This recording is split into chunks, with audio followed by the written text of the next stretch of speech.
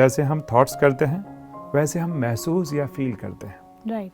और जैसे हम फील करते हैं वैसे हम एक्शन में भी आते हैं, बिहेवियर में भी आते हैं, कर्म में भी आते हैं। तो विचार का कनेक्शन व्यवहार के साथ भी है, विचार का कनेक्शन हमारी फीलिंग्स या भावनाओं के साथ कनेक्शन है। तो तीनों एक दूसरे के साथ कनेक्ट है। जब भी इमोशन हावी होता है उस समय हमारा विवेक या इंटेलेक्ट काम करना बंद कर देता है। कोई भी जब घटना घटित होती है तो घटना मेरे इमोशन का कारण नहीं है, मैं खुद ही वो इमोशन जनरेट करता हूँ on the basis of my belief या मान्यता। जो हमारी मान्यताएं हैं एक तो हमारे पास्ट के एक्सपीरियंस से बनती है। जैसे हिंदी में हमारे यहाँ पे कहावत है कि दूध का जला छाछ को भी फूक फूक कर पीता है। तो एक हुआ पास्ट हमारे एक्सपीरियंसेस, दूसरा जो मैंने बताया कि हमारा चाइल्डहुड, और तीसरा चाइल्डहुड के भी पास्ट जो रूट्स होते हैं उसकी जड़ें हैं पूर्व जन्म से संबंधित हैं।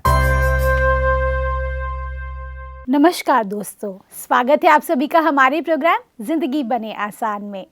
दोस्तों, आज हमारी बहुत ही खूबसूरत सीरीज शुरू हो रही है जिसका नाम है डीलिंग विद इमोशंस। हम जानेंगे कि कई बार ऐसा होता है ना कि हम सोचते तो नहीं है लेकिन चीज़ें वैसी हो जाती है। हम चाहते तो कुछ और है लेकिन हम कह कुछ और देते हैं। हम करना तो कुछ और चाहते थे पर हो कुछ और ही जाता है। आज हम जानेंगे कि इमोशन, इस टॉपिक को कैसे मास्टरी क्रिएट किया जाए। इसके बारे में जानने के लिए हमारे साथ है राजीव भाई जी, जो कि एक सीनियर सॉफ्टवेयर डेवलपर हैं बहुत सारे MNCs के लिए। आइए उनसे बातें करते हैं।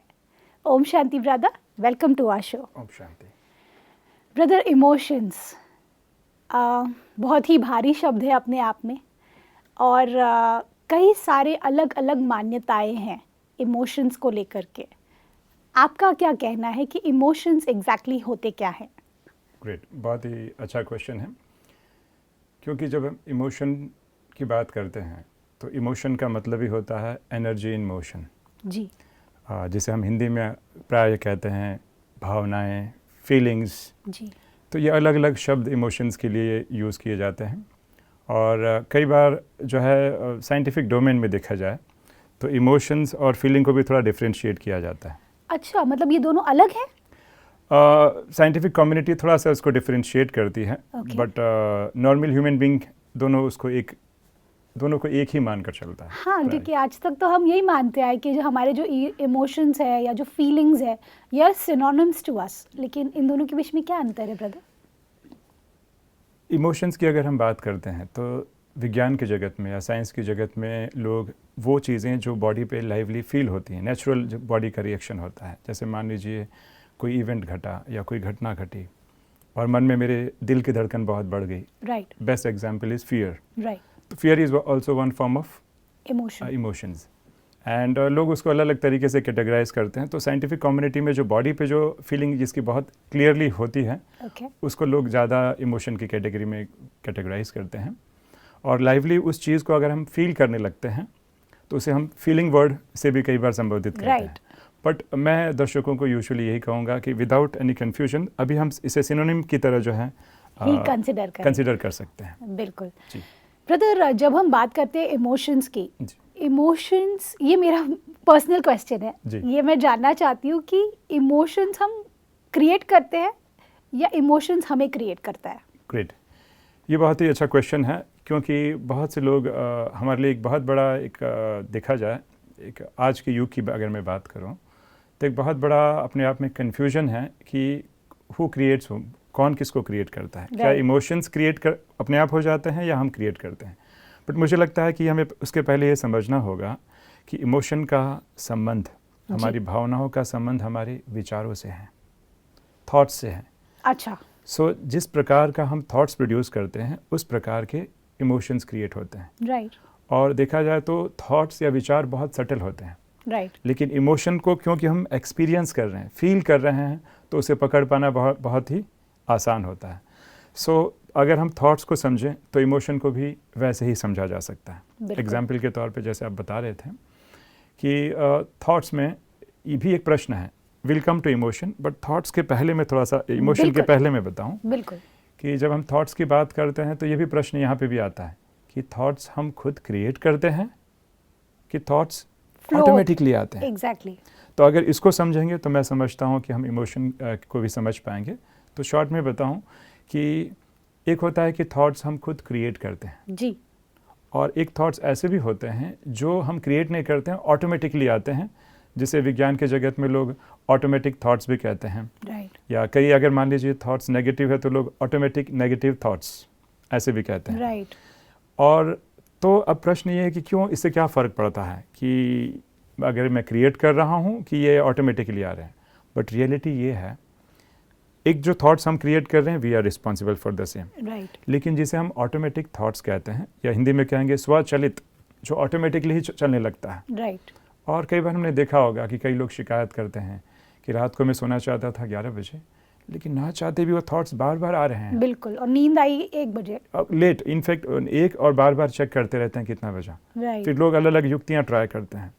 तो ये जो ऑटोमेटिकली जो आ रहा है ना, जिसे हम ऑटोमेटिक थॉट्स कहते हैं, ये भी हमारी क्रिएशन है, ये भी हमारी रचना है। अच्छा। क्योंकि मन का एक ऐसा नियम होता है कि कोई भी चीज़ अगर बार बार रिपीट की जाए तो बार बार रिपीट करने से आफ्टर सम टाइम वो ऑटोमेशन मोड में आ जाता है। राइट। ठीक वैसे ही जैसे हम साइकिल चलाना सीखते हैं तो शुरू में तो हम बहुत अटेंटिव रहते हैं। Right. या ड्राइविंग करते हैं तो हम बहुत अटेंटिव रहते हैं, लेकिन कुछ दिनों के बाद, एक माइंड का एक नेचर है कि कुछ दिनों के बाद धीरे धीरे हम इतने वो ऑटोमेशन में आ जाते हैं कि मैं ड्राइविंग भी कर रहा हूँ, किसी से बात भी कर रहा हूँ। राइट। लेकिन पहले दिन हमने शुरू किया था, कितना फोकस लगता है, कितना अटेंशन Yes. लगता है।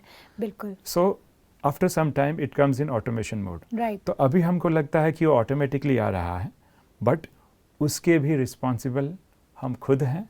हमने लॉन्ग जर्नी में, जो हमारी स्पिरिट या आत्मा की जर्नी में, लॉन्ग टर्म में हमने उसको ऑटोमेशन मोड में लाया है। राइट। और जो आप बता रहे थे, जो फीलिंग के बारे में जो आपने पूछा, कि इस नियम को हमें बहुत अच्छे से याद कर लेना चाहिए जी। कि जैसे हम थॉट्स करेक्ट करें, जैसे हम थॉट्स करेंगे वैसी फीलिंग्स जनरेट होंगी। पर ब्रदर, यहाँ पर एक और पहलू जुड़ता है कि सपोज अगर आज सपोज मेरी किसी फ्रेंड का आज शुरुआत से ही दिन खराब हो गया, ठीक है, अभी इसके बाद के जो थॉट्स होंगे वो उसी से रिलेटेड ही चलेंगे as a pattern correct. For the whole day. Correct. Right. तो उस तरीके से तो एक इमोशन की वजह से न्यूमरस थॉट्स क्रिएट हो रहे हैं। तो इस सिचुएशन में थॉट तो शुरुआत में नहीं आया ना, पहले इमोशन आया फिर। ग्रेट। कई बार हमको लगता है कि पहले कौन आता है, क्या Right. पहले थॉट्स आते हैं कि पहले इमोशन आते हैं, पर देखा जाता है प्रायः करके पहले थॉट्स आते हैं, वैसे इमोशन आते हैं, और जैसे इमोशन आते हैं वैसे थॉट्स भी आता है। Right, that's what. करेक्ट। सो ये दोनों वाइस वर्सा भी हो सकता है। इनफैक्ट देखा जाए तो एक ट्राइंगल हम याद रख सकते हैं। जी। ट्राइंगल में 3 चीज़ें हम याद रखें जो हमारे लिए बड़े ही उपयोगी है। एक होता है कि हमारे थॉट्स, दूसरी होती है हमारी फीलिंग्स, और तीसरा होता है हमारा बिहेवियर। ओके। तीनों चीज़ों का आपस में गहरा संबंध है। ओके। क्योंकि जैसे हम थॉट्स करते हैं वैसे हम महसूस या फील करते हैं, राइट। और जैसे हम फील करते हैं वैसे हम एक्शन में भी Behavior आते करते हैं, हैं। बिहेवियर में भी आते हैं, कर्म में भी आते हैं। तो विचार का कनेक्शन व्यवहार के साथ भी है, विचार का कनेक्शन हमारी Feelings के फीलिंग्स या साथ भी भावनाओं है। के साथ कनेक्शन है। तो तीनों एक दूसरे के साथ कनेक्टेड हैं। राइट। अगर जैसा व्यवहार होगा उसी प्रकार की भावनाएं भी क्रिएट हो सकती हैं, राइट। और जैसी भावनाएं वैसे thoughts. So it is like a triangle. इसमें से कोई भी जो है पहले आगे पीछे क्रिएट हो सकता है। ओके ब्रदर, आपने 2 मिनट पहले एक बात कही कि आत्मा की अपनी एक जर्नी है। इस जर्नी में हम काफ़ी कुछ पीछे से भी लेकर आते हैं, करेक्ट। कैरी फॉरवर्ड हो रहा होता है एज अ संस्कार। करेक्ट। ऐसे में उसको बैलेंस करके हम किस तरह से उस सर्कल से, एक तरीके का जो सर्कल चलता आ रहा है कि repetitive emotions and repetitive behaviour, और जो हम चाहते नहीं है, बिल्कुल। वो सबसे मेन चीज़ है कि हम वो नहीं चाहते, पर क्यों होता है ऐसे? इसमें दोनों चीज़ें हो जाती हैं, जैसे आप बता रहे थे कि क्योंकि ये एक ट्राइंगल में तो कहूँगा जी। तो ये जो विचार, भावनाएं और व्यवहार, ये तीनों का जो ट्राइंगल है, ये पिछले जन्म से भी कैरी फॉरवर्डेड है। अच्छा। और इसका संबंध हमारे बचपन से भी है, क्योंकि जब भी कोई चाइल्ड या बेबी बॉर्न होता है, he is not a blank paper. वो पहले से ही अपने कुछ प्री ऑक्यूपाइड फीलिंग्स, थॉट्स और इमोशंस लेकर आता है। ट्रू। और इसलिए हमारी कर्मों की गति जो है इसके साथ लिंक हो जाती है। तो लेकिन इसकी अगर हमें शुरुआत करनी है, मान लीजिए कई लोग हो सकते हैं कि कईयों की मान्यता पूर्व जन्म को लेके भिन्न हो। अगर हम साइकोलॉजिकली भी देखें, अगर उस हिसाब से भी देखें, तो बचपन और हमारी जो यूथ फेज होती है और अब ये सारी चीज़ें जो है ना, ये कनेक्टेड एक दूसरे के साथ। अगर हम उसको चेंज करना चाहते हैं इस ट्रायंगल में, तो सबसे आसान तरीका, अलग अलग तरीके अपना सकते हैं। हम व्यवहार से भी शुरू कर सकते हैं, बिहेवियर से भी शुरू कर सकते हैं, जो थोड़ा चैलेंजिंग हो सकता है, इमोशन से भी शुरू कर सकते हैं और विचारों से भी शुरू कर सकते हैं। बट हम समझते हैं कि विचारों से शुरू करना बहुत ही आसान होता है, क्योंकि जैसे हम विचार करते हैं वैसे हम फील करते हैं। तो अभी आपने जो एग्जाम्पल दिया फ्रेंड का, तो मैं हमेशा लोगों को कहता हूँ कि जब भी कोई घटना घटे तो एक ही प्रश्न करें, what am I thinking, what am I feeling. मुझे क्या विचार चल रहे हैं और क्या मुझे फील हो रहा है। तो विचार थोड़े सूक्ष्म होते हैं, उनको पकड़ पाना श्रोताओं के लिए थोड़ा सा मुश्किल हो जाता है। लेकिन feeling lively, I am experiencing that, मैं उसको अनुभव कर रहा हूँ, वो कैच कर पाना आसान होता है। सपोज ब्रदर, इधर ही इसी से रिलेटेड एक थॉट मेरे मन में आया कि जब हम देखते हैं किसी सिचुएशन को, सपोज अगर मैं ड्राइव कर रही हूँ और मैंने गलती से किसी की कार को धक्का लगा दिया, राइट? अब इस सिचुएशन में there are lot of thoughts, बहुत सारे थॉट्स चल रहे हैं, फियर के, पैनिक के, एंजाइटी के, फ्रस्ट्रेशन के, स्ट्रेस के। नाउ इतने सारे थॉट्स हैं, ये इतने सारे थॉट्स एक साथ चल रहे हैं। ऐसे सिचुएशन में थॉट लेवल पे चेंजेस लाना इतना इजी नहीं होगा, मुझे लगता है। ऐसे सिचुएशन में जब आप पैनिक के सिचुएशन में होते हैं तो किस पे ज़्यादा काम करना है, बिहेवियर पे, फीलिंग्स पे या थॉट्स पे? फाइन, अभी क्योंकि थॉट्स ऑटोमेशन मोड पे हैं, तो अचानक में भी एक सिचुएशन पे हम कोई भी अलग प्रकार के विचार देंगे तो थोड़ा सा हम डिफ़िकल्ट हो सकता है। तो इसमें हम एक बात बताते हैं, जो एक बहुत बड़ा सिद्धांत है जिसे हमें समझना होगा कि कोई भी जब इंसिडेंट, कोई भी जब घटना घटित होती है, तो घटना मेरे इमोशन का कारण नहीं है, मैं खुद ही वो इमोशन जनरेट करता हूँ on the basis of my belief या मान्यता। आम तौर पे क्या होता है, एग्जाम्पल के तौर पे, जैसे भी आपने ट्रैफिक और कार का एग्जाम्पल दिया, मान लीजिए मैं ऑफिस जा रहा हूँ, हमें होता है ऑफिस जाना पड़ता है, एंड मुंबई में काफ़ी ट्रैफिक होता है जी, हाईवेज पूरे के पूरे जो है ट्रैफिक से होते हैं, and we have important deadlines, client से मिलना भी है। अब ऐसे सिचुएशन में मेरे पास दो ऑप्शंस हैं। मेरा पहला प्रश्न ये है कि मैं हूँ और मान लीजिए आप हैं, हम दोनों हैं जी, और दोनों सेम अलग अलग कार में ट्रैवल कर रहे हैं फॉर द सेम कंपनी। क्या दोनों का इमोशनल रिएक्शन या फीलिंग एक जैसी होगी कि अलग अलग होगी? नहीं, अलग अलग होगी। तो अगर सिचुएशन ही कारण है जी, तो हमें सिमिलर एक्सपीरियंसेस अनुभव होने चाहिए, बट सिमिलर नहीं। मैं जो है फ्रस्ट्रेट हो रहा हूँ और आप हो सकता है कि नहीं, कोई बात नहीं, कोई बात नहीं, अगर हो रहा है तो मैं अपना कुछ और प्रिपरेशन करूँ, आई हैव टू एक इंटरव्यू हमारा या जो भी प्रिपरेशन करना है। तो यहाँ पे समझना होगा कि ये बहुत इंपॉर्टेंट बात मैं बताना चाहूँगा अपने दर्शकों को, किसी भी सिचुएशन में एक लॉ की तरह ले सकते हैं कि परिस्थिति हमारे मनोस्थिति का कारण नहीं है, लेकिन उस परिस्थिति के प्रति क्या हमारी मान्यताएं, क्या बिलीफ है, वो हमारे इमोशनल ओवरवेलमिंग या जो भावनाएं हमारे मन में आ रही हैं उसका मूल स्रोत है। लेकिन जिस समय क्या होता है ना, जब इमोशन हावी होते हैं, तो विज्ञान के जगत में माना जाता है कि जब भी इमोशन हावी होता है उस समय हमारा विवेक या इंटेलेक्ट काम करना बंद कर देता है। राइट। साइंटिफिकली भी लोग इस बात को मानते हैं कि इमोशन जो हमारे एमिगडाला जो एक ऑर्गन होता है उससे कनेक्टेड होता है। तो जिस समय इमोशन हावी होता है, हमारा जो फ्रंटल कॉर्टेक्स जो बहुत लॉजिकल थिंकिंग का काम करता है शट डाउन कर देता है। ब्रदर, जैसे आपने अभी कहा कि ये हमारे पास्ट एक्सपीरियंसेस के वजह से भी हो सकता है जी। सपोज अभी इसी सिचुएशन को हम थोड़ा सा और संक्षेप में जानेंगे कि सपोज आपने कहा ये दो अलग अलग व्यक्ति अलग अलग तरह से उस चीज़ को इमोशनली एब्जॉर्ब करेंगे, राइट? अभी उस सिचुएशन में ये दो व्यक्ति के अलग अलग रिएक्शंस का, उनकी इंटेंसिटी भी अलग अलग है। एग्जैक्टली, उनकी इंटेंसिटी भी अलग अलग होगी। तो उन दोनों में से कौन सही है और कौन गलत है, ये अगर हम जान सके। देखिए, आपने बहुत अच्छी बात बताई। एक तो हमें समझना चाहिए कि हम एक्सटर्नल सिचुएशन को कई बार चेंज नहीं कर पाते। ट्रैफिक आपके लिए भी है, हमारे लिए भी है। ट्रैफिक का भी कुछ ना कुछ चीज़ें होंगी। I can not blame the government, बहुत सारी चीज़ें हैं। तो मैंने बताया कि हमारा मेन जो इमोशन डिटरमाइन करता है वो सामने वाली सिचुएशन नहीं, लेकिन हमारी मान्यताएं। अभी आप जो प्रश्न कर रही हैं कि हम दोनों की मान्यताएं अलग अलग हो सकती हैं, उस ट्रैफिक के प्रति, राइट, आपकी मान्यता अलग होगी, बिलीफ। True. तो जिसकी मान्यता बहुत रिजिड होगी, बहुत कट्टर होगी, उतना ज़्यादा अमाउंट ऑफ फ्रस्ट्रेशन और इमोशन जनरेट होगा। ट्रू। और जिनकी मान्यता एकदम फ्लेक्सिबल होगी, कोई बात नहीं, आज ट्रैफिक है, मैं तब तक कुछ और भी काम कर सकता हूँ, मैं गाने भी सुन सकती हूँ, तो इतना फ्रस्ट्रेशन की फीलिंग नहीं आएगी। तो मैं ये हमें समझना बहुत ज़रूरी है कि जो हमारी सारा जो खेल चल रहा है, गेम जो चल रहा है इमोशन का, उसके जो जड़ में जो छिपी हुई चीज़ है वो है हमारी बिलीफ या मान्यताएं। और ये मान्यताएं जो बता रहे हैं ये हमारे चाइल्डहुड से बहुत ही अच्छे से कनेक्टेड है। अच्छा। इसका पूरा कनेक्शन चाइल्डहुड, अगर आप बहुत डीपली जाएं तो ये पास्ट लाइफ में भी चली जाती हैं। अच्छा। तो चाइल्डहुड का बहुत ही इम्पॉर्टेंट रोल है इस बिहेवियर को लेकर कि मैं कैसे रिएक्ट करूँगा। पर ब्रदर, ये बहुत खूबसूरत सा थॉट है मेरे मन में कि बचपन में हमारी लाइफ कितनी सिंपल होती है। करेक्ट। हमें सिर्फ खाना चाहिए, हमें खेलना चाहिए और प्यार चाहिए। ये 3 चीज़ों से हमारा पूरा बचपन व्यतीत हो जाता है जी। लेकिन एक तरफ आप कह रहे हैं कि ये सभी संस्कार भी उसी वक्त क्रिएट किए गए हैं, ये जो हमने हैबिट्स क्रिएट किए हैं या मान्यताएं क्रिएट किए गई हैं, तो ये नेचुरली फ्लो होता है एज अ चाइल्ड, या हम पे इम्पोज किया जाता है या वो क्रिएट किया जाता है?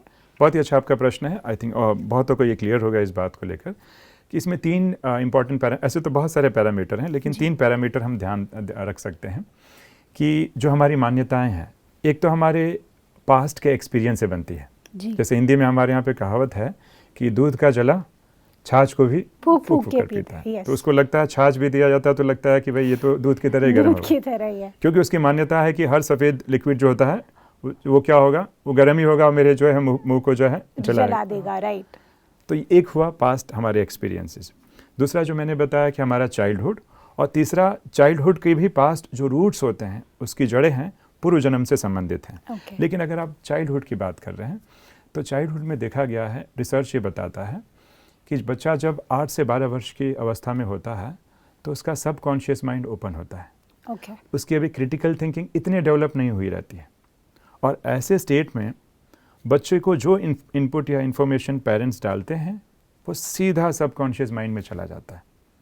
चाहे अगर मैं बच्चे को बोलूँ कि तुम तो पढ़ने में बहुत ही डम हो, हाँ, कई बार हम क्या करते हैं, किसी को नेगेटिवली मोटिवेट करने की कोशिश करते हैं, तो बच्चे की इतनी लॉजिकल थिंकिंग नहीं है, रिवर्स साइकोलॉजी अपनाते हैं। बिल्कुल सही कह रहे हैं। तो ऐसे केस में उसको लगता है कि अच्छा मैं डम हूँ, नहीं तुम बिल्कुल पढ़ने में जो है ना डम हो, एकदम जरा भी तुम वो पढ़ने में होशियार नहीं हो। बिल्कुल। तो बच्चे के माइंड में पूरा ये सारा इन्फॉर्मेशन कॉन्शियस माइंड में ना जाकर सब कॉन्शियस में चला जाता है, और बच्चा जब पेपर भी लिखने जाता है तो वो because it is at feeling level वो सारी चीज़ें आ जाती हैं, और उसको लगता है कि यस मैं, भले वो बच्चा प्रॉब्लम सॉल्व कर सकता है, लेकिन अंदर से एक आवाज़ आती है कि नहीं तुम तो डम हो, तुम नहीं कर सकते हो, कर लेता है। और ये चीज़ यूथफुल फेस, जब हम कॉलेज में आते हैं, जब हमारी टीनेज लाइफ आती है तब, और यहाँ तक कि अगर हम स्पिरिचुअल लाइफ में भी जब आते हैं, we carry the same belief जो हम बचपन और पास्ट लाइफ से लेकर आ रहे हैं। तो ब्रदर, ये तो बहुत बड़ी जिम्मेवारी है फिर, क्योंकि अगर हम बात करें हमारे दर्शकों की भी, जो मेन हमारी लाइफ में बचपन से लेकर रोल प्ले करते हैं वो है हमारे पेरेंट्स, हमारे टीचर्स एंड हमारे जो केयर टेकर्स होते हैं। ये सभी लोग हमें अनचाहे भी बहुत सारे लेबल्स देते हैं। करेक्ट। जैसे कई बार मैंने देखा है ये कि बच्चों को पेरेंट्स कहते हैं तू तो मेरा राजा बच्चा है, तू तो कभी भी हारेगा नहीं, एक तरफ, और दूसरी तरफ ऐसे भी पेरेंट्स हैं जिन्होंने ये बोला है कि आप डम हो। भले उनके मन में तो ऐसा कोई नहीं होता, लेकिन वो बोलते तो हैं। तो ऐसे में फिर तो हमें बहुत अवेयरनेस के साथ में अपने बच्चों को बड़ा करना है। राइट। करेक्ट। इसमें यूजुअली क्या होता है कि हमारे इंडियन सिनेरियो में जी ये अपना बहुत बड़ा विषय है, आर्ट ऑफ पेरेंटिंग। जी। तो कई बार क्या होता है कि जो हमारी अगर रफ एंड टफ पेरेंटिंग हुई रहती है जी, और इंडियन पेरेंट्स में अक्सर करके ऐसा होता है मैं कोई नहीं कह रहा हूँ, अक्सर करके ऐसा होता है कि जो हमें मिला रहता है विरासत में, तो हम सोचते हैं कि भाई हम बिल्कुल वही ट्रीट करें जैसे हमारे पेरेंट्स ने ट्रीट किया था, जबकि हमारा इंटेंशंस अच्छा रहता है, हमारे इंटेंशंस, हमारा उद्देश्य बहुत अच्छा रहता है, बट हमारे इंटेंशन अच्छे हैं, बट बेचारे बच्चे में तो इतनी समझ है नहीं। राइट। तो हम क्या सोचते हैं, जैसे मेरी टफ पेरेंटिंग हुई तो मैं भी उसके साथ वही प्रयोग करूँगा तो वो भी उतना ही ग्रो करेगा। और ये भी देखा गया कि हंसी की बात ये आती है, अगर मान लीजिए फैमिली में 3-4 बच्चे हैं तो पहला जो बेबी होता है ना वो एक्सपेरिमेंटल होता है तो तो बेचारा वो ज़्यादा जो है इन सब चीज़ों को फेस करता है। छोटे वाले जो है तब तक मतलब जो लास्ट चाइल्ड होता है he is lucky enough in that sense. तो ये लोगों के अलग अलग अनुभव होते हैं। तो ये बहुत ही इम्पॉर्टेंट मायने रखता है, ये छोटी बात नहीं। कई बार हम सोचते हैं कि ये छोटी ही तो बात है, अगर मैंने अपने बेटे को ऐसे बोल भी दिया क्या फ़र्क पड़ता है। लेकिन एक एक जो शब्द हम यूज़ करते हैं अनजाने में भी, हमें नहीं मालूम कि इस आत्मा की बिलीफ सिस्टम या मान्यता क्या है जी। और वो आत्मा ब्लैंक पेपर नहीं है, पहले से ही हो सकता है कई जन्मों से वो एक प्रकार की मान्यता लेकर आ रही है। बिल्कुल। और हमने क्या किया, उसको शेप देने के बदले हमने ऐसे इन्फॉर्मेशन फीड कर दी जिसका रिएक्शन वो बच्चा अगर 60-70 साल का भी हो जाएगा, थिंग्स विल परसिस्ट।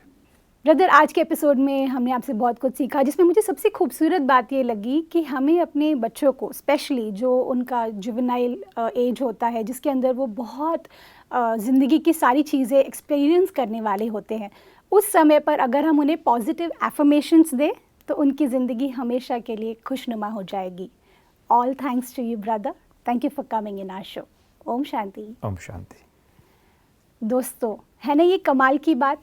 आज हमने जाना कि अगर हमें ज़िंदगी में कुछ भी हासिल करना है तो सबसे पहले अपने इमोशंस का ध्यान दें, अपने थॉट्स का ध्यान दें और साथ ही साथ अपने बिहेवियर का ध्यान दें। हमने आज जाना कि ये 3 अलग बातें हैं। इन तीनों पर अगर हम गौर करके अपनी ज़िंदगी को खूबसूरत बनाना चाहते हैं तो उसके लिए आपको हमारा अगला एपिसोड देखना होगा। इस बात के साथ आज के प्रोग्राम को हम एंड करते हैं। कल आपसे फिर मिलेंगे आपके ही शो में ज़िंदगी बने आसान। ओम शांति।